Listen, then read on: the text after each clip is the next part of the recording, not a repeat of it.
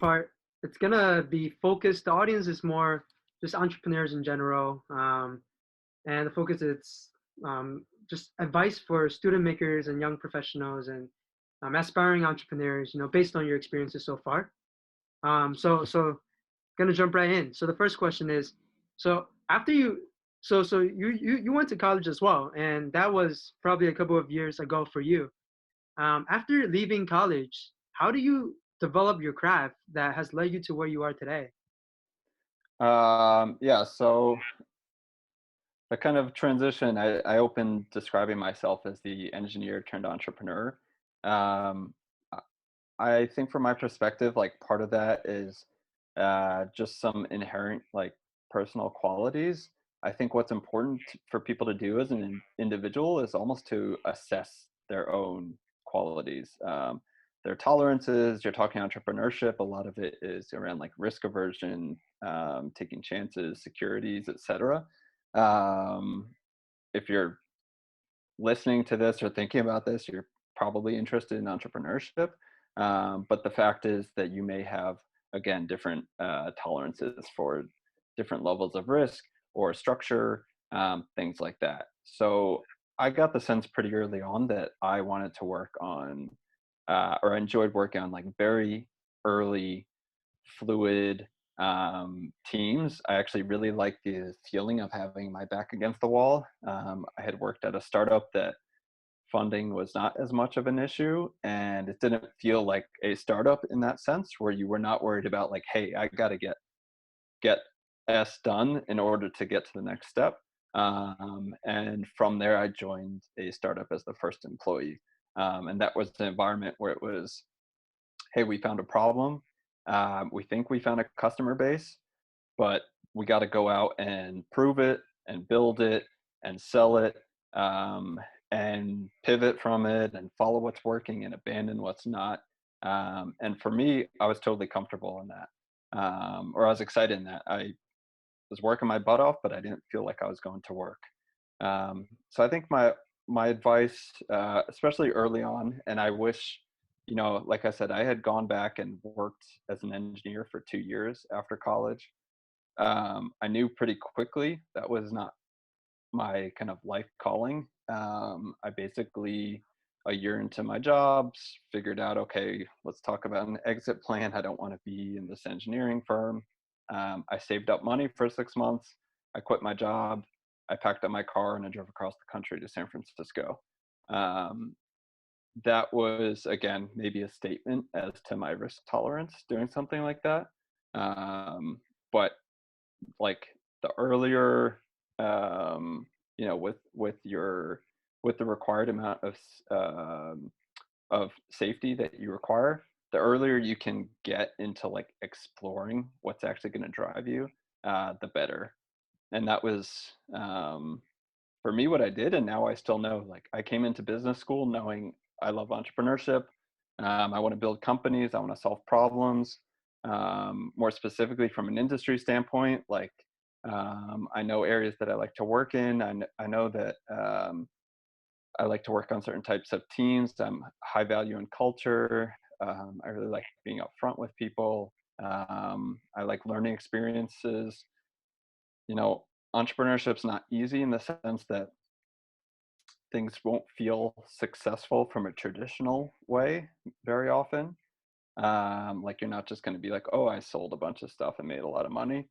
I think if you have a mindset of, I'm doing what I'm doing because I can help people and because I can better myself through learning, there's no better place to be than in an entrepreneurial setting, because every day, whether you want it or not, you're being faced with a new problem and you are being creative in solving those problems.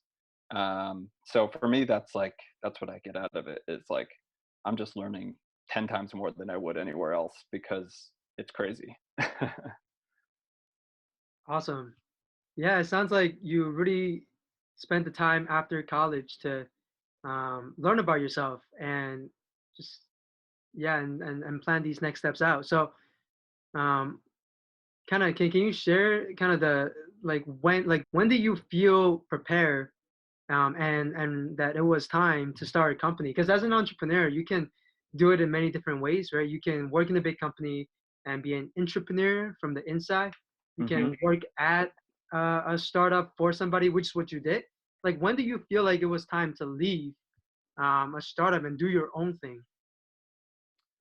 So, in terms of transitioning into the kind of founder, co-founder role, um, I got as close as you could be essentially without being a co-founder when I joined as first employee at the company Carlypso, um, and that afforded me, you know, um, 90 whatever you want to call it, but like 90% of the kind of co-founder responsibilities, like ultimate freedom, um, all the decision making, got to build my own team, build and manage my own team. That was a big part in knowing that like, hey, I'm great at creating things, kind of from 0 to 1 or 0 to however far we get. Um, and those 4 years there, I got the feeling that hey, I'm ready to go that extra 10% and be in the driver's seat. Or I really want that. I really want that experience. There were certain things like decisions that you're not involved with if you're not in that co-founder position, from fundraising or certain kind of large scale transitions. Um, and that was the kind of confidence for me that said like, one, I want to do this, and going back to my earlier statement, I have the risk tolerance to do this.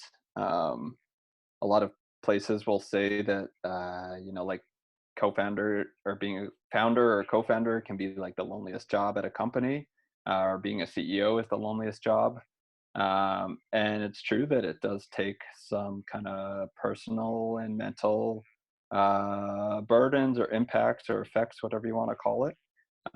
But my 4 years really being in a true early stage startup experience confirmed for me that like, hey, I have that tolerance, and I really like it. I really like that pressure and that environment.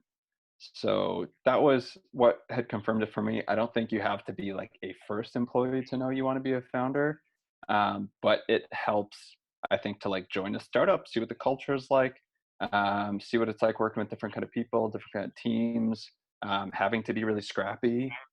All that helps to determine like, okay, how exactly am I going to fit in? And I also think like I'm a founder now, but honestly, I think like the idea is worthless. It's all about execution.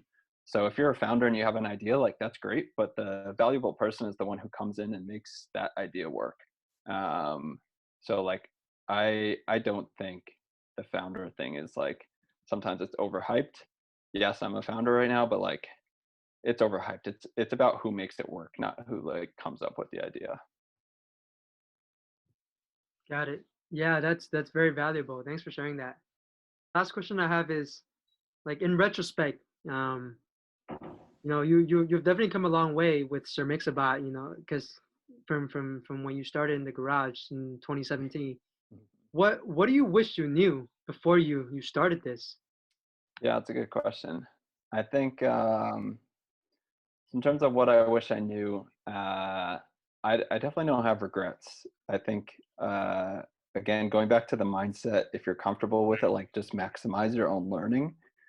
There's no better way to have spent time than to start the company, than to work through the teams, work through products, work through customers.